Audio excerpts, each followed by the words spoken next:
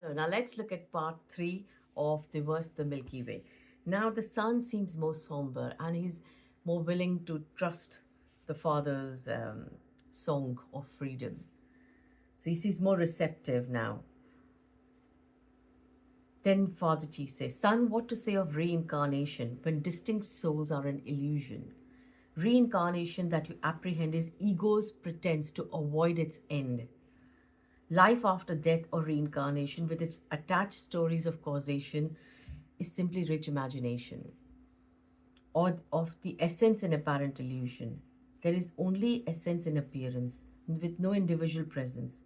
So there is no birth or death, no origin, end, or causal breath.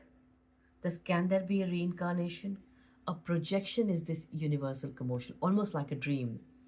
And then, of course, he rationally argues as well that rationally to your argument of rebirth seems irrelevant. For if we were to reincarnate as another form, as another plate, then what are we? The form of the past, the present, or future, or simply the vast appearing? And which form reincarnates as the new apparent plate in case of several births? Distinct apparent hers. Is it the first birth that appears as all the births, or each diverse in its call? So, are you a potato from the past birth, or cheese, or meat from the future herds? Are you feelings and thought? Are you your feelings and thought based on occurrence and the thought? Because feelings and thoughts are based on occurrence and what is thought and what is taught. Sorry, or a soul that's imperishable, unborn, undying, unrealizable. Then how can there be reincarnation? Because a soul cannot be born and cannot die. Then how can there be reincarnation of essence, which is without migration? If you are none of the forms, nothing, and yet appearing as everything, then can there be a distinct you? Is not there one without a clue? So in this verse, he logically speaks. Then smiled the patriarch. O precious one, the scriptures your sect follows are clear in the dialect. The self is formless forming, at once, untouched yet performing, alone appearing as the me and you, which seems to be in birth anew. This refers that the separation of self, other rising in manifestation, is simply an expression of formlessness and illustration, or ineffable infinite illumination, where an appearance is this illustration. A self is non existent, is an illusion, not a pigment. In deep sleep and as an infant is not at all emergent, appears when energy wishes to play as an illusion appears to sway.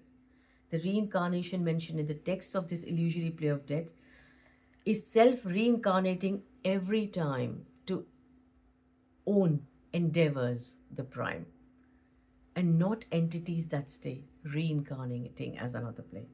And then he goes on to speak about heaven and hell. He says, this imagined worlds of enjoying grapes and heavenly bells, or wish fulfilling trees and spells, or soul beatings in hells of turmoil, boiling in the cauldrons of oil, of sensual pleasure and inverse displeasure. It's all to gain power and spiritual sensuality. It's like the spirituality is clothed, it's the cloth, the spirituality, whereas all there is this same greed of power and sensuality.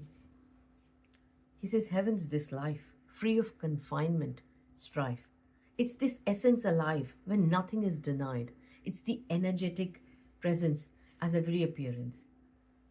He says, never to be repeated, simply appearing. It's just this, where there's nothing to gain or leave or higher states to attain. It's untouched freedom, vastness without a kingdom. Then, of course, he goes on and he says all this conditioning and it's everything is apparent conditioning appearing, but that too is the formlessness appearing as that. He says there's a lot of variance here. We don't have same laws even in this sphere.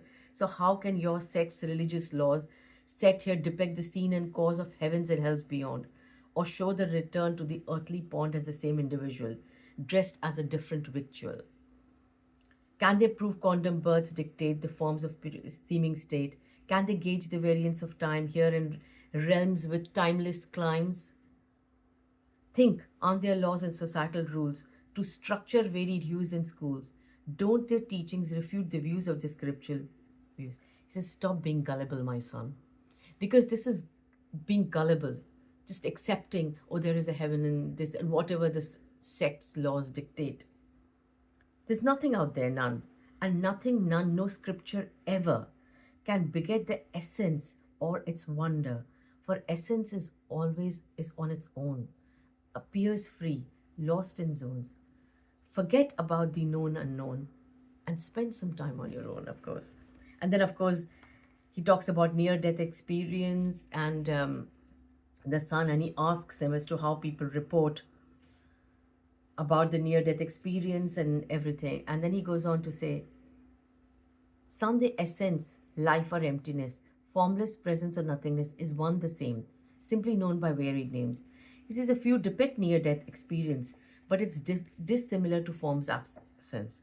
And the experiences they report seem very similar to the learnt import. Like, for instance, if someone's belonged to a particular religious sect, they will see their God or their form of light or color or whatever. So he says, and the experiences they report seem similar to the learnt import, for all experience the divine as per their religious shrines.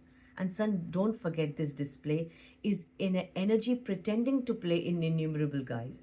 Though none's born, lives, or dies, yet the energetic verse, as the apparent universe, it seems like there is a recycling in it, but that's just an apparent appearance. He says it's like a hall of mirrors, this existence, reflection of the energetic presence in a dreamlike existence, of infinite desires and appearance, with no past or present or future, one in play yet untouched by its ruptures.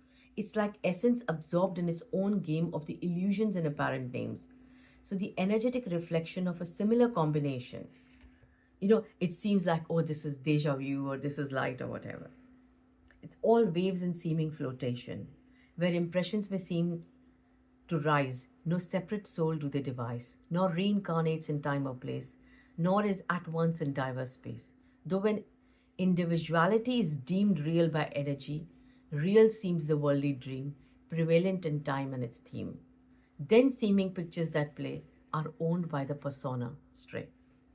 So your stories of souls and reincarnating whole or multiverse or dreamlike verse, he says it's all oneness.